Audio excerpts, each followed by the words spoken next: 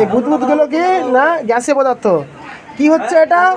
জলের তড়িৎ বিশ্লেষণ। জল ভেঙে আমরা জানি দুটি গ্যাস তৈরি হয়, একটা হচ্ছে হাইড্রোজেন আর একটা হচ্ছে অক্সিজেন।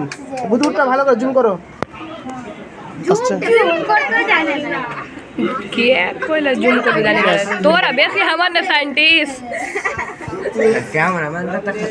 এটা কি হলো? প্রিয় ছাত্রছাত্রীরা বুঝতে পারছে কি জিনিস এটা? এটা কি হচ্ছে? জলের তড়িৎ বিশ্লেষণ, তাই তো?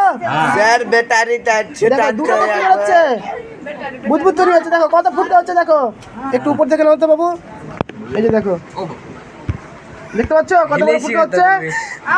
তার মানে কি করলাম? জলের মধ্যে আমরা লবণ দিলাম এবং তারপরে কি হলো? দুটি আমরা ব্লেড দিয়ে তড়িৎদ্বার তৈরি করেছি এবং জলের তড়িৎ বিশ্লেষণ করলাম। এখান থেকে আমরা জলের তড়িৎ বিশ্লেষণ করে দেখতে পাচ্ছি দুটি গ্যাস তৈরি হচ্ছে।